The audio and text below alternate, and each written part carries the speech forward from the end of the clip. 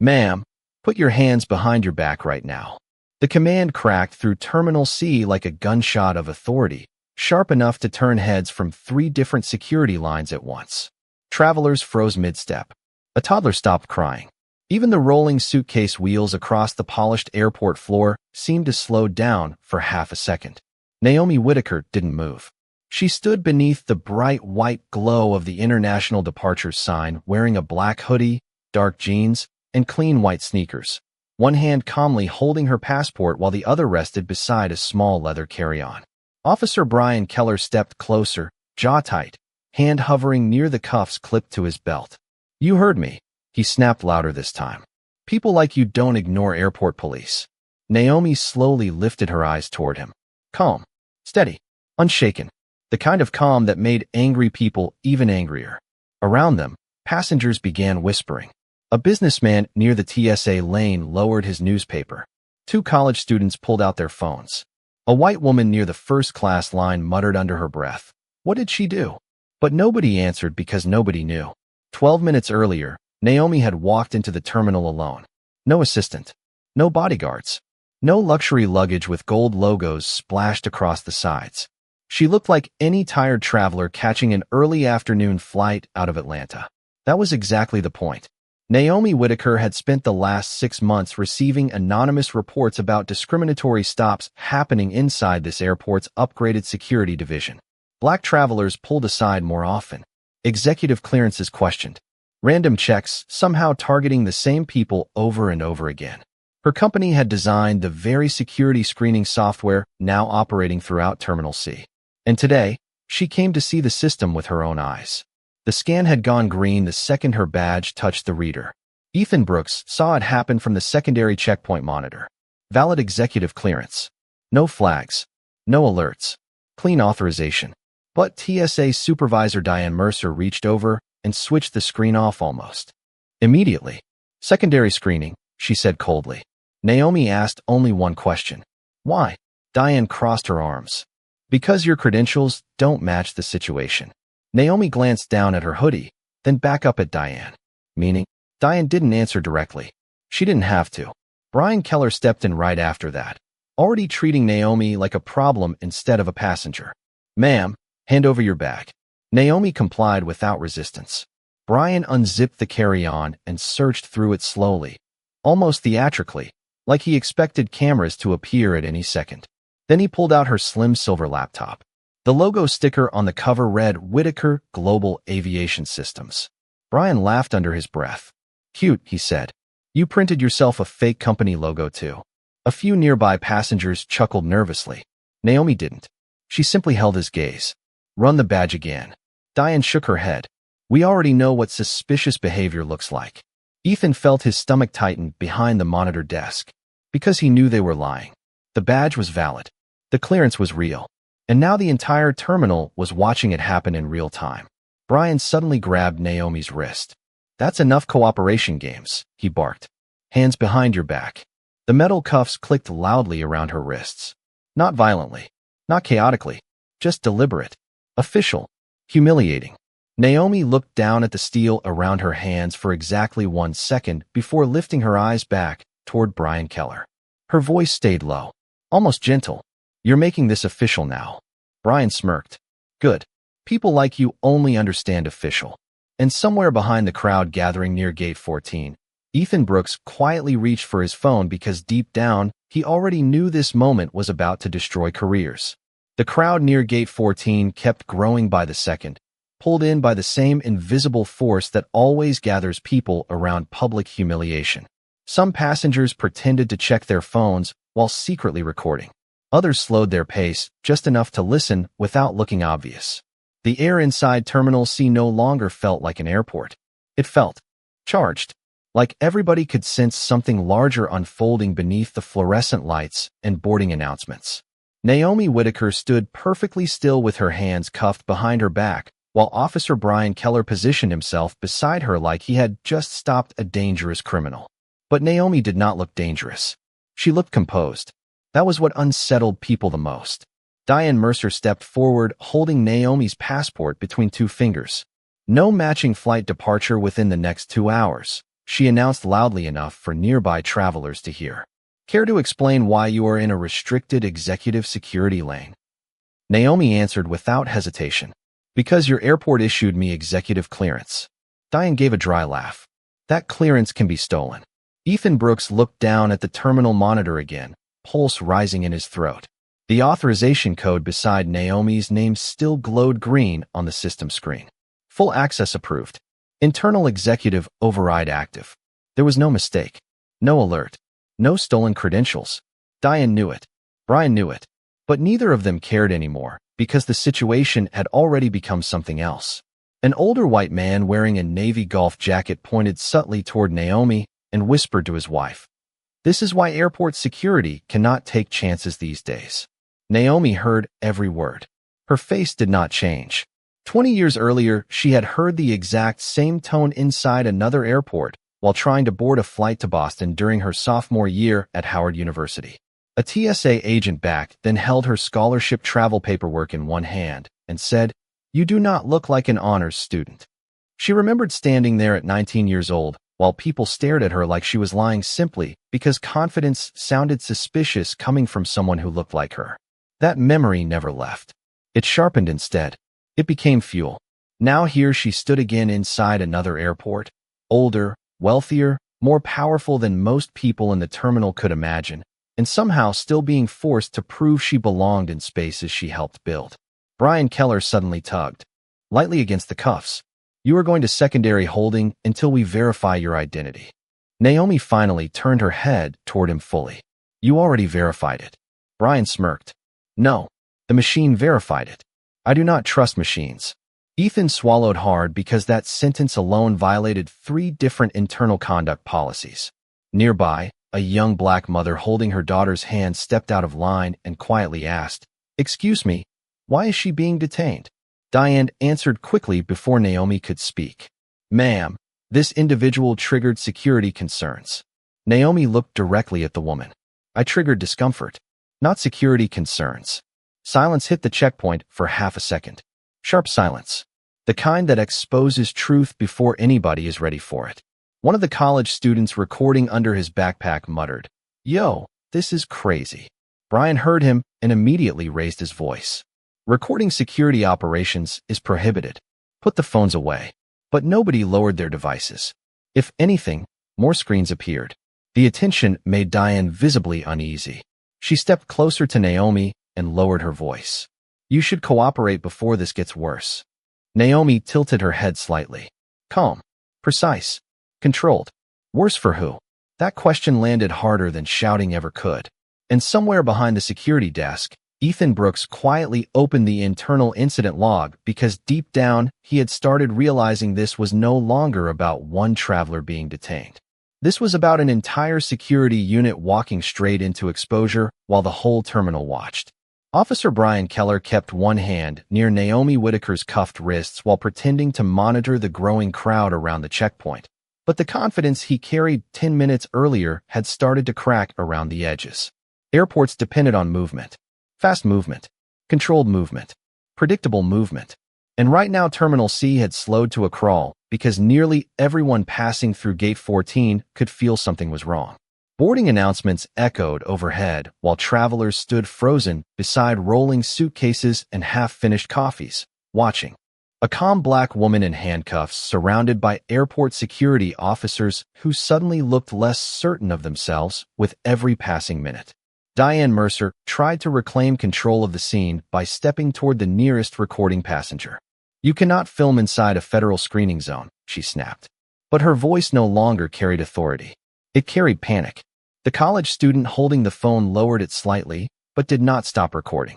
Neither did the businessman near the charging station. Neither did the mother with the little girl. Screens glowed everywhere now like silent witnesses refusing to blink. Naomi stood at the center of it all, without shifting her posture once. Calm had become her armor years ago. At 27, she learned that angry black women were never allowed the benefit of context in rooms like these. She learned it during a shareholder meeting in Dallas after a white executive interrupted her 3 times before finally saying, "You are getting emotional." Naomi remembered staring at him while every man at the table avoided eye contact. She had not raised her voice once. But she understood the lesson immediately. Calm frightened people more than outrage because calm made truth harder to dismiss. Brian suddenly held up her executive clearance card between two fingers. Funny how fake credentials keep getting more sophisticated, he said loudly enough for the crowd to hear. Naomi looked directly at the card. You still have not answered why you ignored the green scan. Diane folded her arms tighter. Because we are trained to trust instinct. Naomi nodded once. That has historically been a dangerous sentence. The words landed like a weight across the checkpoint. Ethan Brooks glanced around nervously before stepping away from the monitor desk toward Diane. Supervisor Mercer, he said quietly. The internal logs still show valid authorization under her profile. Diane's head snapped toward him instantly. I did not ask for commentary. Ethan hesitated but kept going. The system also recorded manual override activity after the scan. Brian turned sharply. Are you accusing your supervisor of misconduct? Ethan swallowed. Hard. Sweat had started forming along his collar despite the cold airport air conditioning. I am saying the logs do not match what is being reported publicly.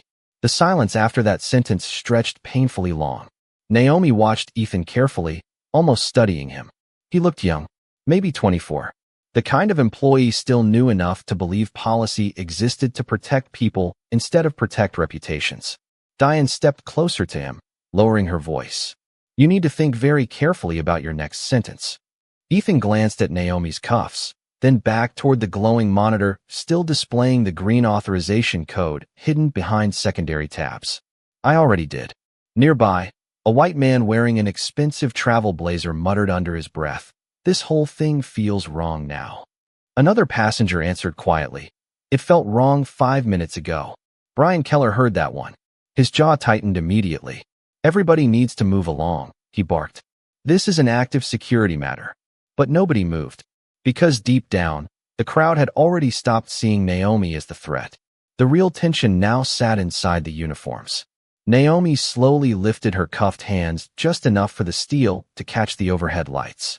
You know what the problem is with people who abuse authority? She asked softly. Brian gave a cold smile. And what is that? Naomi's eyes never left his.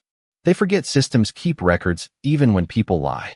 And somewhere 30 floors above the terminal inside a downtown Atlanta office tower, Marissa Cole quietly opened a secure audit file labeled Terminal C Security Unit 7, while 3 incoming video feeds began loading onto her screen in real time.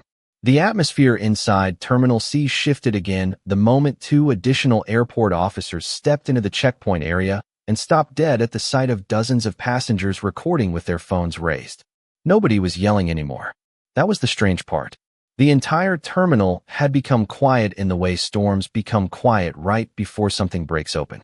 Naomi Whitaker remained standing near the security barrier with her wrists cuffed behind her back while Officer Brian Keller tried to regain control of a situation that was slipping further from him every second. Diane Mercer quickly walked toward the arriving officers before they could ask questions. Routine detainment, she said sharply. Possible fraudulent credentials and failure to cooperate. Naomi let out the faintest breath through her nose. Not a laugh. Not frustration. Just disappointment. One of the new officers looked at Naomi, then at the growing crowd. She does not seem disruptive. Brian answered immediately. That is because manipulative people know how to perform calm. Naomi slowly turned toward him. Interesting choice of words from someone ignoring verified system authorization. Brian's jaw tightened again. Every sentence she spoke seemed to pull more attention toward him instead of away from her. Near the monitor station, Ethan Brooks finally stepped completely out from behind the security desk. His pulse hammered so loudly in his ears he could barely hear the boarding announcements overhead anymore.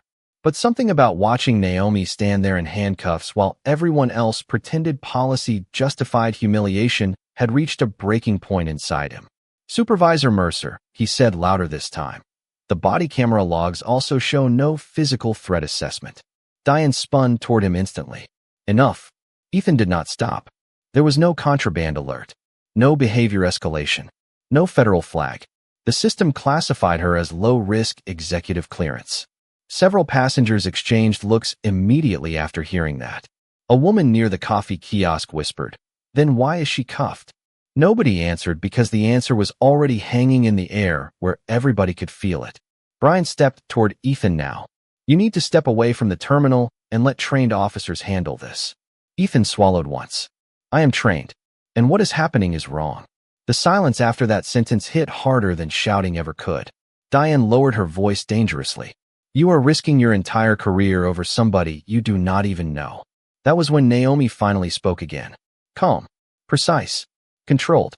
Actually, she said softly, he knows exactly what is happening. That is why you are nervous. Diane's face hardened instantly. You think you understand airport operations because you bought an expensive fake badge?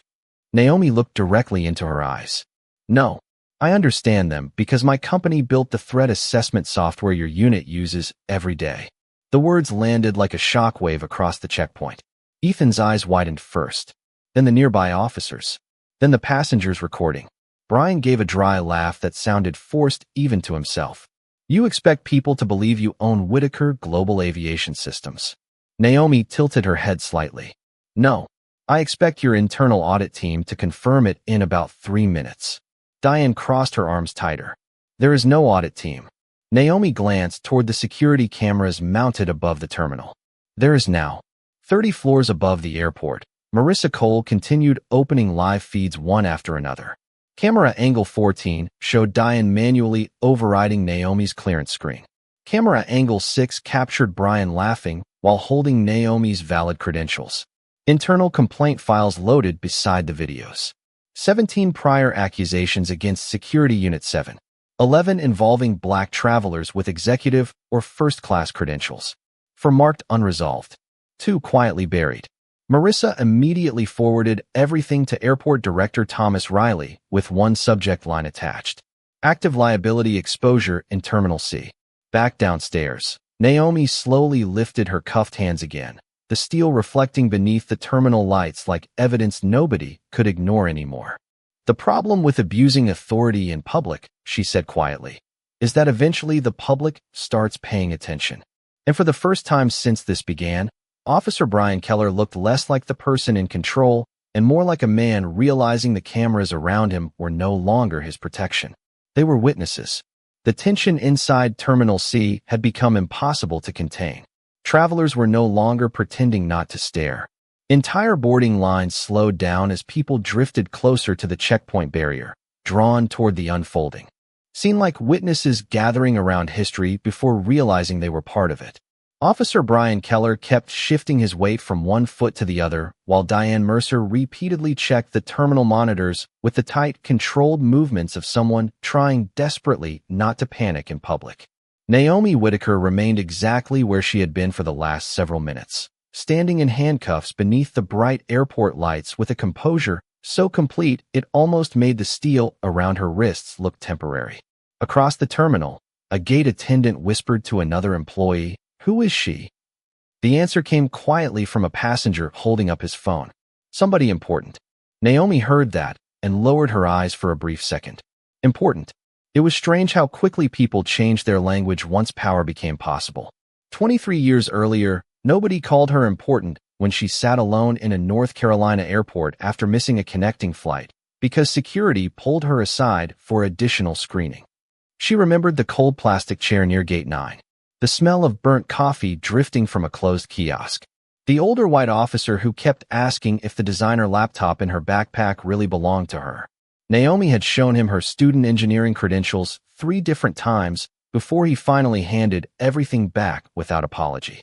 She remembered calling her mother from a payphone that night, trying not to cry, while saying, "I think they see me before they see the truth."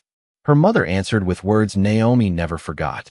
Then spend your life becoming too undeniable to erase. That memory sat heavy in her chest now as she looked around Terminal C and realized almost nothing had changed except the size of the audience. Brian suddenly reached for Naomi's carry-on again. "We are escalating this to full secondary review," he announced loudly.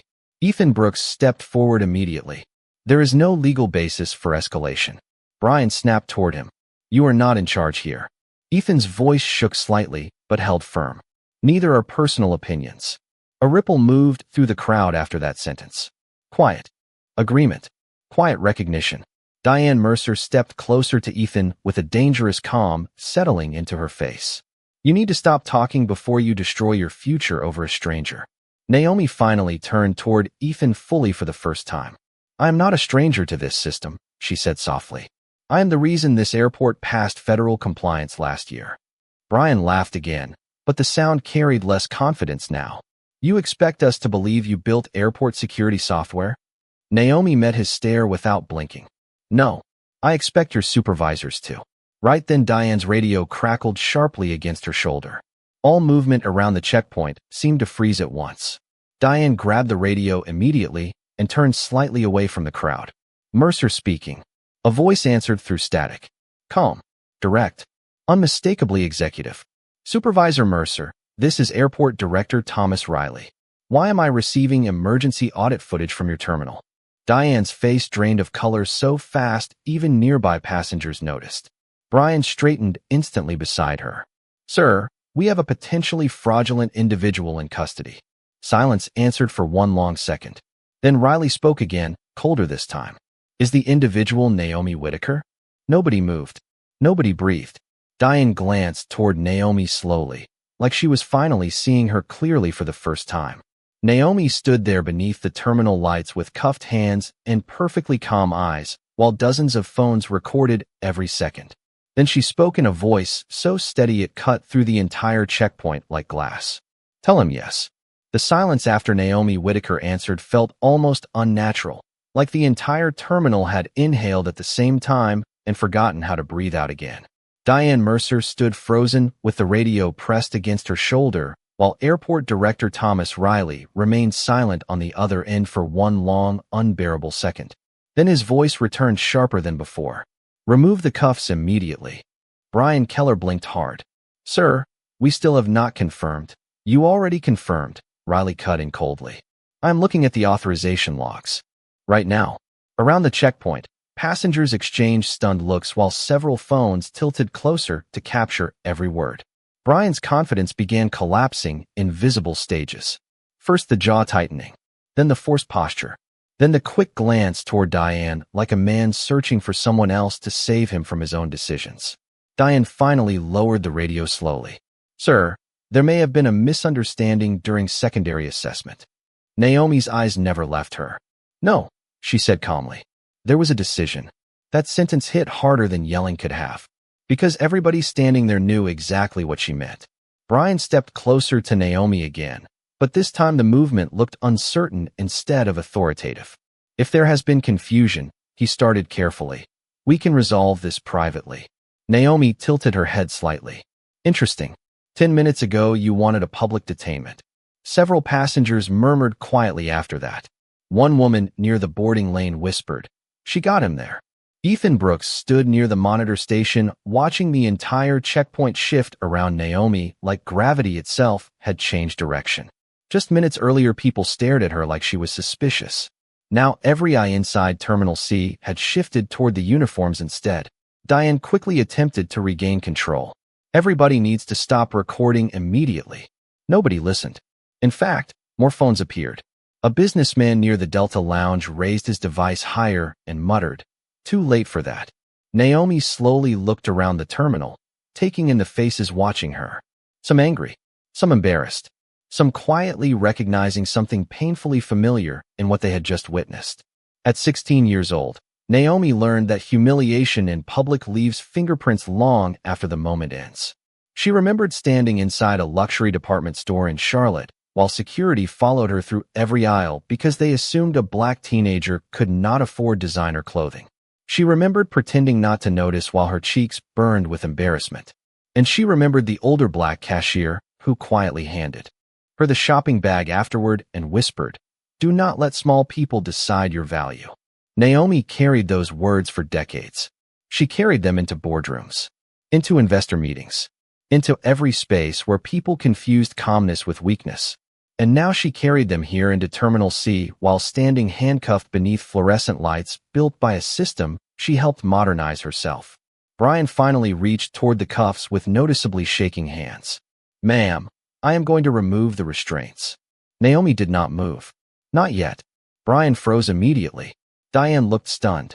"Excuse me." Naomi lifted her cuffed hand slightly. "The cameras stay on." Every nearby phone rose another inch. Somewhere behind the checkpoint barrier, a child asked her mother softly, "Why are they scared now?" The mother answered under her breath, "Because they know they were wrong." Then Diane's terminal monitor suddenly flashed bright red.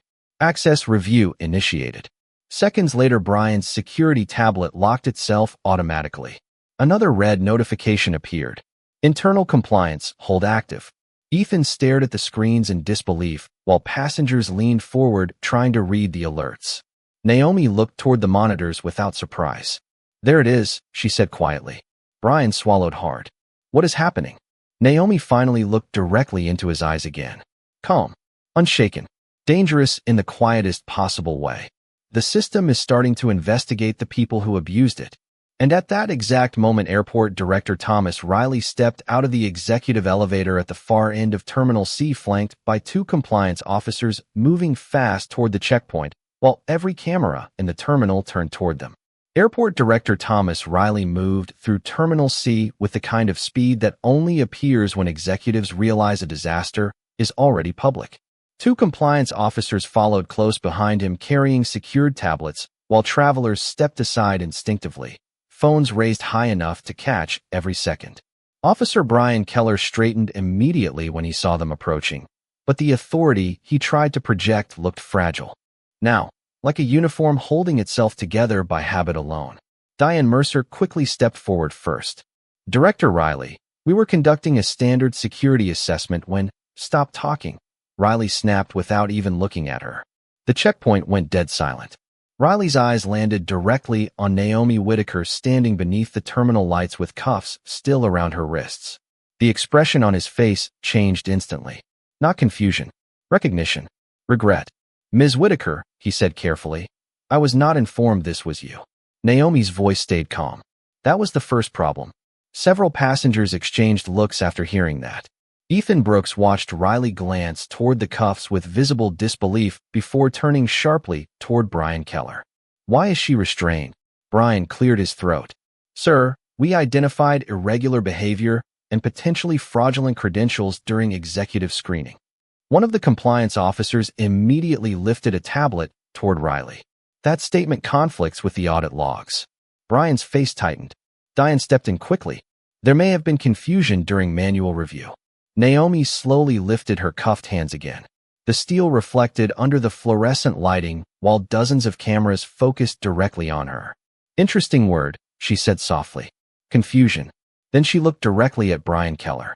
"You called me suspicious before you checked anything." Brian opened his mouth, but no words came out. Naomi continued. "You ignored a verified executive clearance. You escalated a lawful screening. You publicly restrained me in front of an entire terminal." Her eyes shifted slowly toward Diane Mercer.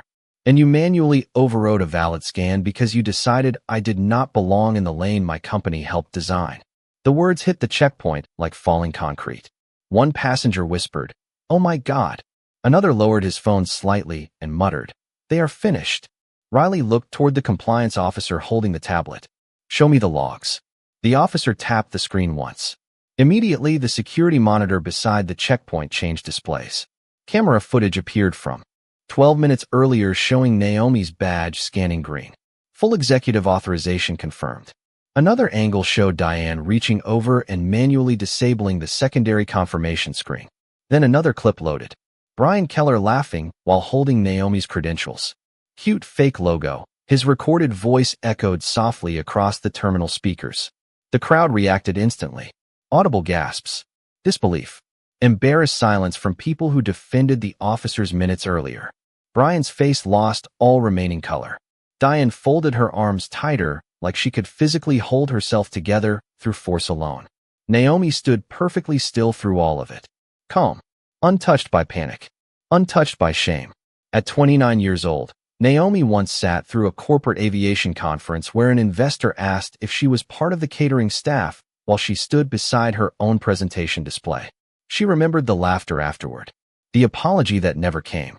The way powerful rooms always seemed comfortable humiliating black women until credentials became impossible to deny. That memory hardened something inside her permanently. She stopped trying to earn comfort from people committed to misunderstanding her.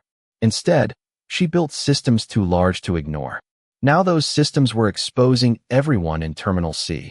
Riley finally looked directly at Brian and Diane again. Do either of you understand the legal exposure this airport now faces? Diane's voice cracked slightly for the first time. Sir, we were following instinct. Naomi answered before Riley could. No, you were following bias and calling it instinct. Silence swallowed the checkpoint whole after that sentence. Even the boarding announcements overhead suddenly felt distant. Then Riley stepped toward Naomi carefully. Ms. Whitaker, I am authorizing immediate removal of the restraints. Naomi met his eyes calmly. No, the word stunned everyone nearby. Riley blinked once. Excuse me. Naomi's gaze shifted slowly across every phone recording her, every officer standing frozen, every passenger now watching the uniforms instead of the woman inside them. Not until every camera in this terminal understands exactly why they were put on me in the first place. Terminal C no longer sounded like an airport. The usual rhythm of rolling luggage, gate announcements, and hurried footsteps had been replaced by whispers, camera notifications, and the heavy silence of people watching authority collapse in real time. Naomi Whitaker still stood beneath the checkpoint lights with her hands cuffed, while Airport Director Thomas Riley faced a security unit unraveling in front of hundreds of witnesses. Nobody in the terminal was looking at Naomi like a suspect anymore. They were looking at Brian Keller and Diane Mercer the way people look at smoke after finally noticing the fire. Riley turned sharply toward the compliance officers beside him. Pull every active report connected to Security Unit 7. One officer nodded immediately while scrolling through the secured audit tablet. Already loading. Diane stepped forward quickly, panic starting to break through the professional mask she had worn all afternoon. Director Riley, with respect, this situation is being exaggerated because people are recording partial footage online. Naomi answered before he could. Then let us show them the full footage. The compliance officer tapped the tablet again. Seconds later, another security monitor changed displays. This time the entire terminal saw body camera footage from earlier that afternoon. Brian Keller's voice echoed softly through the checkpoint speakers. People like you do not belong in executive lanes. The crowd reacted instantly. Audible anger rippled through Terminal C. A man near the boarding gate lowered his head and muttered, "Wow." The young black mother holding her daughter closer whispered, "There it is." Brian immediately stepped toward the monitor. That audio is being taken out of context. Ethan Brooks looked at him in disbelief. What context makes that acceptable? Nobody answered him. Because there was no answer left. Another clip loaded automatically. Diane Mercer manually overriding Naomi's valid scan confirmation before telling nearby officers the credentials were suspicious. Then another. Brian laughing while holding Naomi's laptop. Then another. Internal complaint records flashing across the monitor beside names, dates, and settlement notes. 11 complaints involving black travelers stopped despite valid executive access. 3 formal warnings. 2 investigations quietly closed without disciplinary action. The terminal grew quieter with every file appearing on the screen. Naomi watched all of it without changing expression. Calm had carried her through too many moments like this before. At 34 years old, Naomi once sat inside a federal transportation meeting while a consultant repeatedly asked if she was part of the diversity initiative instead of the lead engineer presenting the security architecture proposal. She remembered watching people dismiss her expertise before hearing a single sentence. She also remembered winning the contract anyway, not because prejudice disappeared, but because truth survives longer than assumptions when records exist. Now records were surviving again. Diane's voice finally cracked openly. We were trying to protect the airport. Naomi looked directly at her. No, you were protecting your assumptions. Brian suddenly reached toward the cuffs again. Desperation replacing authority completely now. Ms. Whitaker, let us remove these immediately. Naomi took one slow breath before answering. Now you want privacy. Now you want professionalism. But when you believed I was powerless, you wanted humiliation. Those words cut through the checkpoint harder than any raised voice could have. Even Riley lowered his eyes briefly. One of the compliance officers stepped toward Brian Keller carefully. Officer Keller, your system access has been suspended pending investigation. Brian stared at him. You are suspending me over one misunderstanding. The officer's expression stayed flat. No, over a documented pattern. Diane's security tablet suddenly emitted a sharp alert tone. Access revoked flashed bright red across the screen before it locked completely. Her face went pale. Seconds later, Brian's badge scanner chirped the same warning. Nearby passengers started murmuring louder now as realization spread through the crowd. This was not damage control anymore. This was accountability happening live. Then Airport Director Riley stepped directly in front of Naomi Whitaker while cameras from every angle captured the moment. His voice lowered carefully. "Ms. Whitaker, on behalf of this airport, I apologize." Naomi looked at him for a long second before finally lifting her cuffed hands slightly toward the overhead lights. "Do not apologize because it happened to me," she said softly. "Apologize because this unit got comfortable doing it to people who did not have cameras, contracts, or power standing behind them." And for the second time that afternoon, Terminal C fell completely silent. The cuffs finally came off with a soft metallic click that somehow sounded louder than the entire terminal around it. Nobody spoke while Officer Brian Keller removed them from Naomi Whitaker's wrists. His hands trembled slightly now, stripped of the certainty he carried only minutes earlier. Naomi slowly lowered her arms and adjusted the sleeve of her black hoodie with calm, deliberate movements, while dozens of cameras remained fixed on her from every direction. No applause came at first. No cheering. Just silence. Heavy silence. The kind that settles over people when they realize they witnessed something they will not forget. Airport Director Thomas Riley stepped aside as compliance officers approached Brian Keller and Diane Mercer with formal suspension notices already loaded onto their tablets. "Effective immediately," one officer said evenly. "Your security credentials and terminal access have been revoked pending investigation." Diane looked stunned. "You are doing this publicly?" Naomi answered before anyone else could. "Interesting question." Diane's eyes met hers. Naomi's voice stayed calm. "Public humiliation only became a problem once it reached you." Several passengers lowered their heads after hearing that, because everybody understood exactly what she meant. Brian tried one last time to recover control of the situation. "Ms. Whitaker, we made a mistake." Naomi looked directly at him. "No, a mistake happens once." Then she glanced toward the compliance monitor still displaying the complaint history tied to Security Unit 7. "Patterns or choices." The checkpoint fell silent again. Even the officers standing nearby looked uncomfortable now, caught between institutional loyalty and undeniable evidence glowing across the screens. Ethan Brooks remained near the monitor desk watching everything unfold with disbelief still written across his face. Just 20 minutes earlier, he was a junior airport employee trying not to lose his job. Now the entire terminal had watched him become the first person willing to say the system was lying. Naomi turned toward him slowly. "What is your name?" Ethan swallowed hard. "Ethan Brooks, ma'am."